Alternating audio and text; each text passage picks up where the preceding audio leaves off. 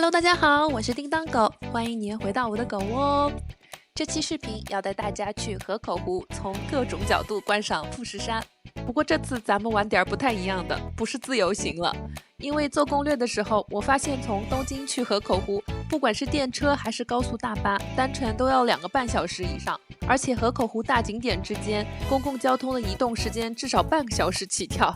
不烦了，干脆报个富士山双湖旅行团，就能把头疼的交通问题全都解决了。那咱们就一起去看看这个跟团游赏富士究竟靠不靠谱吧。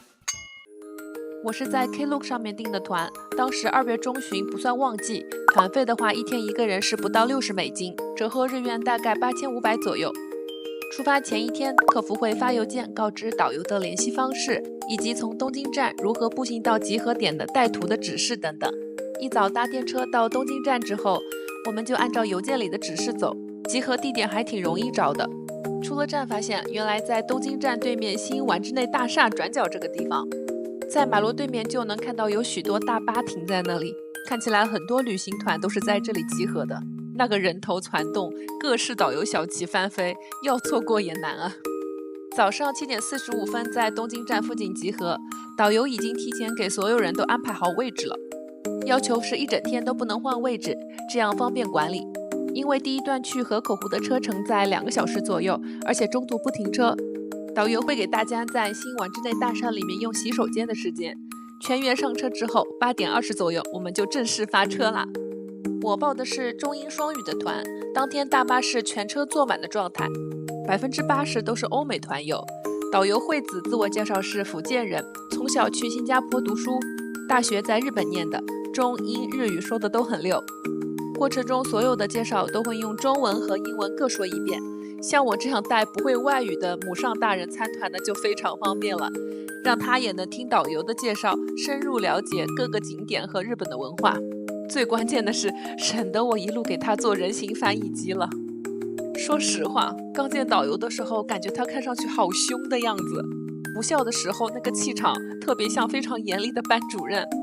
而且车一发动，他就开始给大家立规矩，叮嘱一定要遵守每次回大巴的时间，还不能在大巴上吃冰激凌、喝杯装咖啡等等。但是跟了1天以后，我发现其实导游是个很有趣的人，在介绍景点和日本文化的过程中，会经常讲笑话，活跃气氛，根本没有我想的那么吓人。而且不知道是不是出于对他气场的畏惧，我们满满一车大概45个人，3次上下车集合，没有1个人迟到，全天的行程非常丝滑，给我的同车团友们鼓掌。车在高速上行驶大概1个半小时，大巴左边车窗已经能看到雪顶富士山了。我们这天运气不错，富士山周边晴空万里，整座山都能看得特别清晰。观赏富士山最好的季节是在秋冬季，大概10月到2月之间，因为这个时间段天气晴朗，空气干燥，富士山的能见度最高。为了提高看到高清富士山的概率，大家可以提前看一下预测富士山能见度的网站，比如富士见预报，或者在网页上找找拍摄富士山的 Live Camera， 预判一下情况。大巴行驶过程中还经过了富士急乐园，我大学留学的时候跟日本同学一起来玩过。这里的过山车当时是有很多吉尼斯世界纪录的，比方说世界最长呀，或者是旋转次数最多之类的。也是在这里，人生第一次体验到什么叫人在怕极了的时候是根本叫不出声的。乐园里面还有一个面积巨大，感觉怎么也走不到头的病院鬼屋，印象非常深刻。喜欢刺激的宝子可以来这里玩玩。后面在大巴上还看到了博托不动的分店，白色云朵一样的造型，很有网红景点的气质呢。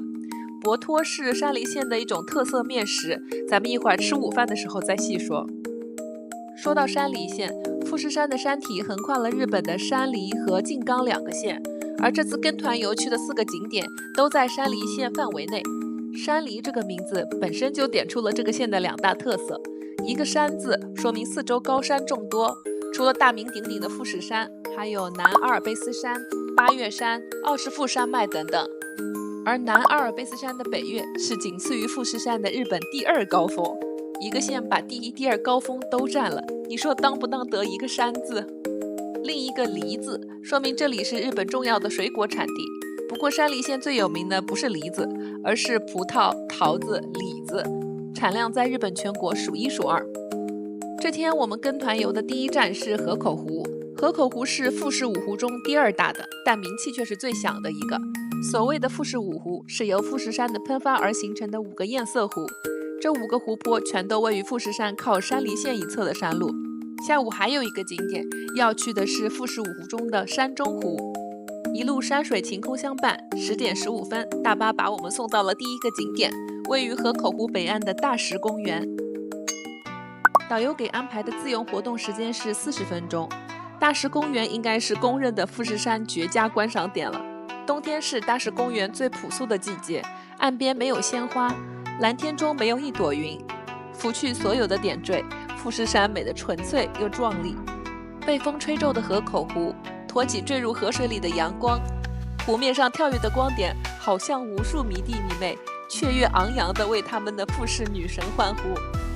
冬天的大石公园美在天晴山青，而到了春天，4月下旬到5月上旬，这条河岸会被知音铺上粉色的花毯。夏天6到7月有成片的薰衣草，秋季又有一团团火红的扫帚草，一年四季都有它独特的美。来到大石公园，除了在河边赏富士，必逛的是这个开在湖畔的河口湖自然生活馆。进门1楼有很多富士山相关主题的伴手礼，推荐大家一定要上2楼。2楼有开放的观景吧台，没有玻璃阻挡，看到的富士山好像被框在画框中，别有一番美感。买个冰激凌坐在吧台前，边吃边赏富士湖景也很爽。刚才上楼的时候就看到宣传海报上说2楼有卖 Creamia 冰激凌，我还激动了一下。但这天早上因为清洗机器没得卖，太可惜了。我最早是在北海道第一次吃到这个 Creamia 的冰激凌，真的一口封神。北海道的奶味香浓到直冲天灵盖，蛋筒是香脆的曲奇薄饼。后来每次来日本看到 Creamia 我都必买，大家要是在日本看到了，记得一定要试试。2楼除了冰淇淋，还有高颜值的蓝色、红色富士山咖喱饭和关东煮、烤肉盖饭等等。总之，大家上楼逛逛不亏。楼上没买到 Creamia 冰淇淋没关系，回河口湖自然生活馆1楼还有一个卖甜筒冰淇淋的窗口。冰淇淋的口味很多，包括葡萄、草莓、蓝莓、薰衣草、开心果等等，还可以双拼，价格都是500日元。山梨县出产的著名水果葡萄也赫然在列，包括紫色的飓风葡萄和绿色的秦王麝香葡萄，那就来个他俩的双拼吧。带着冰激凌出门跟富士山合影的时候，看到1楼这里还卖当季的草莓，价格在500到1500之间。不过导游刚才在大巴上说，下个景点有物美价廉的草莓摊介绍给我们，这里咱就 pass 了。2种葡萄口味吃起来没有很明显的差别，都是很浓的葡萄香，果味非常突出，奶味不明显。不过在这里吃冰激凌主要吃个美字，富士山、河口湖和我的冰激凌，颜值那是杠杠的没话说。河口湖自然生活馆前面有一座富士山造型的纪念碑，是为了纪念2月23日富士山日的设立而建造的。日本全国各地有很多山都被冠上了富士的名字，而眼前这座石头富士山上面一块块标了数字的石头，就来自日本各地的富士山，一共252块。从北海道的虾夷富士，也就是著名的羊蹄山，一直往南到冲绳的本部富士、木良山，这可是富士的集大成者呀！可见日本人对富士山那是爱的深沉。走之前想说到湖边拍个不同角度的富士湖景，不下到湖边不知道，湖边和刚才岸地上的温度简直是2个世界，冷风那个吹呀，真的把人吹傻了。看看这些淡定跟富士山合影的小姐姐们，那全是真正的勇士啊！不行，我实在待不住了，咱速速撤离。回大巴之前碰到有乐队演奏，乐器很有日本特色，包括日本传统的竹制吹管乐器尺八和弦乐器3味弦。在富士山前听到这日本的传统音乐，也太应景了吧！大石公园这边40分钟自由活动时间，吃个冰激凌，逛逛纪念品，外加各种角度跟富士湖景合照，时间恰好。下一站是新仓富士浅间神社。从大石公园过去大概15分钟的车程，这里的自由活动时间是70分钟。在下吉田电车站前的广场上下车之后，导游会带着一路步行前往新仓富士浅间神社的第一个观景平台。这一路的风景很有日本乡间的风味儿。开始的6-7分钟都是平坦的路，一路还有电车道和富士山，赏心悦目的，走起来毫无压力。但当你看到这块标志着神社入口的石头，就意味着接下来的神社表参道基本全是偏陡的台阶了。当然，腿脚不太方便的话，可以选择左边的车道上山，走起来会平缓很多。青仓富士浅间神社是日本神道教的神社。浅间神社顾名思义，奉祀的是浅间大神。那浅间大神是何方神圣呢？正是我们今天的主角富士山是也。日本自古把富士山视为崇拜对象，富士山被神格化后称为浅间大神。日本全国有大约1300座浅间神社，主要集中在富士山所在的静冈县和山梨县，其次是关东地区和爱知县。几乎所有的浅间神社都能看到富士山。2013年的时候，富士山以及周边相关富士文化名所被列入世界文化遗产名录，其中富士山本宫浅间大社等7座浅间神社作为富士山文化遗址的一部分，也被列入了世界文化遗产。沿着山路涉级而上，穿过这座三国第一山的鸟居，很快就来到第一个观景平台。这里竖了个木牌，写着中央高天原摇拜地。富士山周边其实有很多这样的摇拜所，虽然富士山现在是处于休眠的状态，但根据活火山近1万年来有过喷发的定义，1707年有过最后一次大爆发的富士山，它其实是座活火山。8世纪到9世纪的时候，它曾经反复喷发，人们认为那是浅间大神发怒造成的。为了镇住火神喷发，形成了从山路仰望山顶的摇拜习惯，各地也就纷纷设立了摇拜所。爬山走到这里，视野已经不错，但真正的挑战这才刚刚开始。往身后一看，去山顶新仓山浅间公园的台阶更长更陡，看得我两腿直打颤呢。但母上大人表示，来都来了，怎么着都得上去瞧瞧吧。咱作为年轻人还能说什么？硬着头皮只能上呀。要上观景台，阶梯爬完了，还有土坡等着你。但是不得不说，呼哧带喘走上观景平台，回看富士的那一刻，我就知道这一切都是值得的了。看看这观景台上游客那个多呀，要拍富士山得眼疾手快，在夹缝里面求生存。山顶5重塔的塔尖作为前景拍下的富士山，更多了一份日本的韵味。镜头最下面这些看着是枯树枝的地方，其实都是樱花树。新仓富士浅间神社境内散布着大约300株樱花，到了4月份樱花盛开的时候，那得是多么浪漫啊！如果说上山是修行，那下山这一路就是对刚才所做努力的褒奖了。一路赏着富士山，夹道都是樱花树，要是樱花季和红叶季过来，那得美成什么样呀！下山路上还有个超绝的拍照角度，就是这个三国第一山鸟居的背面，红色的鸟居框住蓝天下靛色雪顶的富士山，搭配上注连神优雅的弧度，这一幅鸟居富士图，你给打几分？下山还遇到一个日本老奶奶，女儿搀着她在一步一步往上爬。老奶奶见到我母上大人，特地停下来问她多大了。我也礼貌回问了奶奶的岁数，她非常自豪地笑着回答说，已经84岁了。这位社牛奶奶打破了我对日本人不爱搭理陌生人的印象。84岁的人还能爬我看了都倒抽一口凉气的台阶呀，这身体和精神状态在下佩服佩服。虽然2月中旬赏富士少了些粉花的烂漫和红叶的鲜亮，不过咱能吃上正当季的草莓，对于我这样的吃货来说，这就够了。刚才从停车场走过来的一路，就看到不少草莓摊子。不过导游说这家池田青果是价格最低，而且相当新鲜的一家，所以我们一下山就直奔这里。摊位上草莓有好多价位的可以选，还都是当天早上从果园摘下来以后直送过来的。从卖相上看得出确实非常新鲜。为了尝尝不同价位有啥不一样，400、500、600、800的我们各来了一盒。吃下来发现还真是一分价钱一分货，不同价格不单单是草莓的个头有差别，口感也差很多。400和500的草莓偏酸，果肉也比较硬，汁水比较少。600的这一款看着长长瘦瘦，好像不太饱满，也不算太红，但它的甜度是可以的，果肉是脆甜的。全场的断层第一还得是这个800一盒的静冈 OEC Belly， 要不说人家是人气第一呢。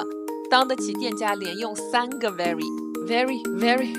sweet。相同品种个头大一点的是1000日元，我买的个头小一点的800日元一盒，已经非常能打了。上下有2层草莓，性价比相当可以。跟店家确认了一下，草莓是干净的，能直接吃。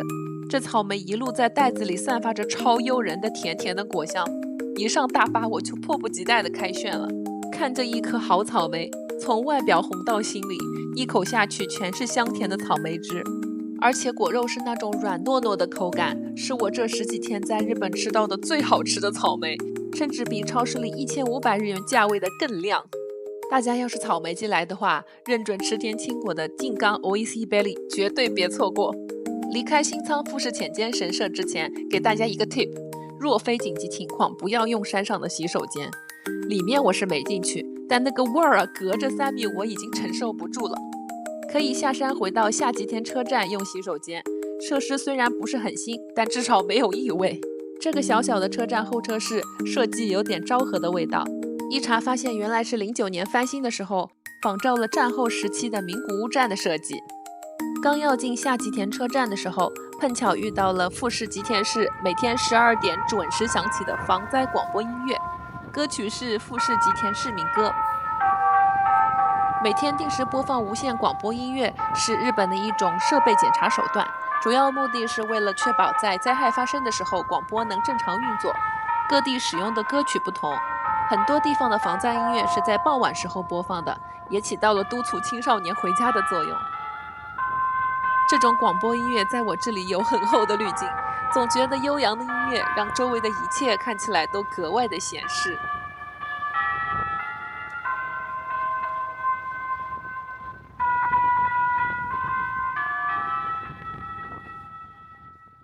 这浅间神社一上一下接近40分钟的山路，消耗的体力巨大。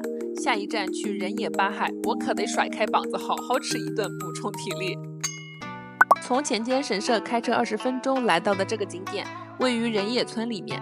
村落中散布着8个天然的清泉水池，因而有了人野八海的名号。我们现在看到的人野村这一片，过去曾经是富士第6湖人野湖。虽然后来湖水干涸，湖底变成了平地，但是富士山雪水的伏流水，也就是地下渗水，在这里涌出，最终形成了8个泉水池。所以人野八海也是富士山世界文化遗产的一部分。在人野八海的活动时间是80分钟。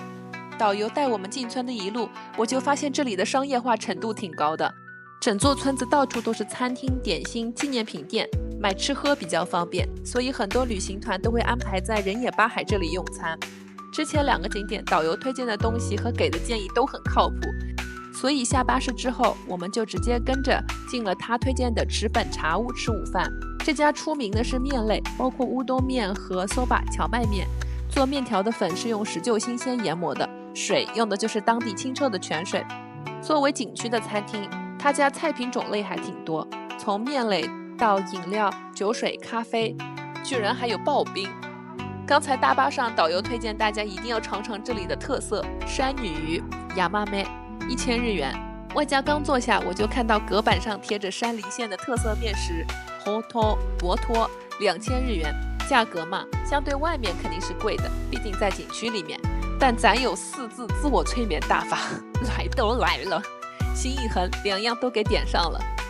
点完单发现店内部很有日本乡村风情，茅草的屋顶，屋顶下面挂着富士相关的画，还有这个茅草灯罩，很有意思。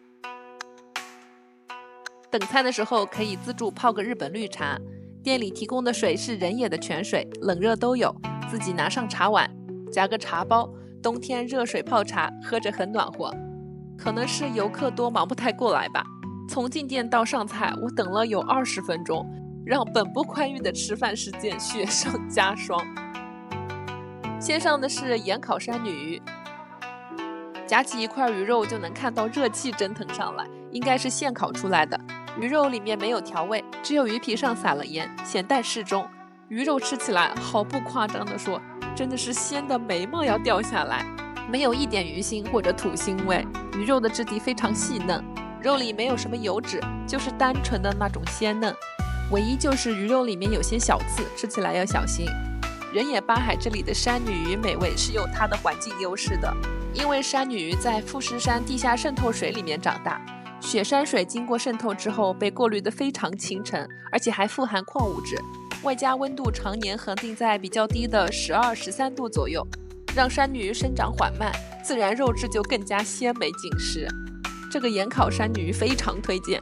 后来我看到在店外面也可以点来拿在手上当小吃，价格和品质看着都是一样的，不用像堂食等这么久，更适合时间比较紧的游客。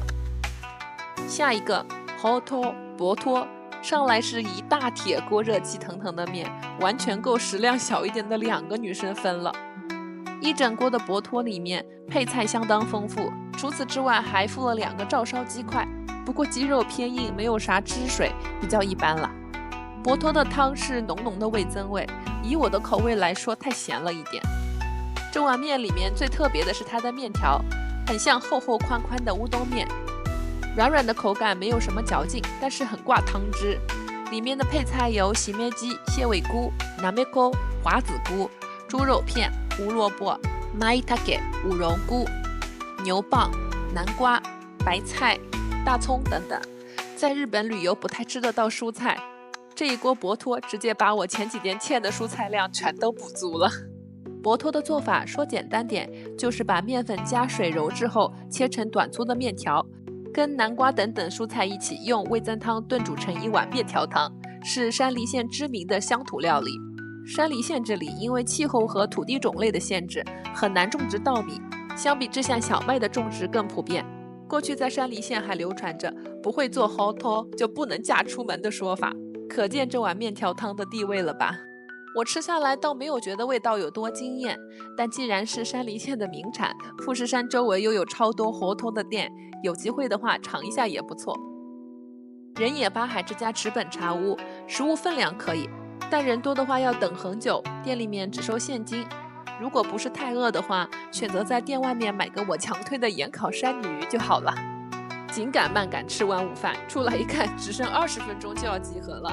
刚才大巴上导游就说，村中间穿过伴手礼店能接到免费的富士山泉水，母上大人那是心心念念，一出来马上拉着我去接泉水。要是自己没带容器，店里面有卖200日元一个的2升的大瓶子。这里的泉水被日本环境省在1985年列为日本名水百选，是日本全国最优质的泉水之一。泉水装进瓶子里看起来确实非常干净透亮，因为矿物质多的缘故，喝起来顺滑清甜。母上大人很宝贝的专门一路带回酒店，美滋滋的泡茶喝了。人野八海这里剩下一点时间，也就只能走马观花了。眼前整个村落中间超大的这个中池，很多人围观，也很漂亮，但它其实不属于人野八海，而是一个人工挖掘的涌泉池。往村落深处走一点，能看到人野八海之一的净池，因为泉水涌出量特别少，在无风的时候水面就像镜子一样，还能拍到清晰的富士山倒影。可惜我去的这天风有点大。一路从村里退出来，会看到八海之一的泳池。顾名思义，这个池子的泉水涌出量是八海中最大的，因为水质极清澈，所以水面呈现出一种梦幻的蓝绿果冻色，颜值超高。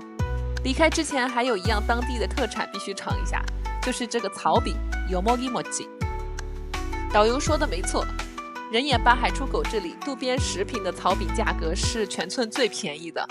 村中心伴手礼店要卖150日元，这里只要100日元。现烤的草饼拿在手上暖暖的，糯米外皮口感出乎意料的柔软，里面包着略带点颗粒感的红豆馅，甜味不会太高。糯米皮里面添加了当地的艾蒿，回味有些中药草本的味道，我略微有点吃不惯。吃饱喝足，还安排了饭后甜点。下面就是今天跟团游的最后一站山中湖啦。从人野八海到山中湖大约20分钟的车程，导游给留了50分钟的活动时间。山中湖是富士五湖中最大的湖，也是距离富士山最近的一个。这里比较出名的游览方式是坐船游览，导游在大巴上很积极地推荐大家游船赏景，但游船的费用是不包的，要自己另出。而且他让我们决定游船的人在车上就把1100日元的船费交给他，说是可以安排我们尽快上船。当时我心里还有点打鼓，担心是不是什么抬价销售之类的陷阱。后来上船发现游船明码标价贴在墙上就是1100日元，看来是我小人之心了。山中湖游船最有名的应该是这艘外形像天鹅的天鹅湖号，但是当天在维修，我们坐的是艘小一点的船，船有上下2层，座位不固定，自己找合适的地方。整个船程20分钟上下，坐在移动的船上赏富士，又有另一番趣味。唯一小小可惜的是，富士山顶这个时候被大片的云笼了起来，像戴了顶宽边帽，羞羞答答的不肯露出全脸来。后面我上2楼开放的甲板上看了看，因为距离富士山比较近，连山上曲曲折折的登山道都能看清。富士山在每年9月中旬到10月中旬开始灌雪，要看雪顶富士得在10月到6月之间来。山顶的积雪一般是6月开始逐渐融化，有的时候7月中旬还会有些残雪。富士山大部分时候都是封山的状态，只有每年7、82个月开山可以攀登。又因为8月份很多台风，所以最佳的爬山时期是在7月的中旬左右。虽然富士山作为日本第一高峰，它有3776米，但位于不同方位的4个登山起点，也就是所谓的5合目，基本都是在2000米以上的，所以大家要是有心攻顶的话，难度也不算太大。普通人不提前做训练也能登顶，据说每年数万人挑战，有一半都能成功站上富士山顶峰呢，听着是不是怪心动的？下了船还有些时间，可以喂喂山中湖边的天鹅。湖边有自助买投喂饲料的小摊，100日元一袋，自己投币全靠自觉。山中湖湖水浅又海拔高，冬天有时候会全面结冰。我们去的这天，湖边上还有不少没化开的冰。这个季节水温还是太冷，只见到2只天鹅。天暖起来的话，会有很多天鹅聚集在这里。2只天鹅一开始各吃各的，很优雅。最后饲料快没了，其中一只急眼了，好像是怪另一只吃多了，朝它的鹅脖子上啄了一口。我这是直击了小2口半嘴呀！好了，这就是一天跟团富士双湖游的全部行程了。简单总结一下，这个团提供的大巴挺舒适，没有强制消费，导游给的建议中肯有用，好像生怕你多花1块钱，多浪费1分钟。整个行程相对紧凑，尤其是午饭的人野八海那一站，略微有点赶。对我这种喜欢多打卡一些景点的人来说倒是好事，但如果你比较中意深度游或者放慢节奏悠闲一些的话，那么富士山河口湖这附近租车自驾或者说包车游感觉会是不错的选择。我们早上8点20出发，下午5点20就回到新丸之内大厦这里了，晚上还能在东京车站附近逛街吃美食。不得不说，跟团游的效率是真的挺高的，大家可以参考一下。下期还是一个东京近郊的1日游行程，我们要自由行去金刚县的热海，赏樱花，泡海景日归温泉，逛吃商店街美食。那么我们下期不见不散啦！我是叮当狗，喜欢我的视频记得关注订阅哦。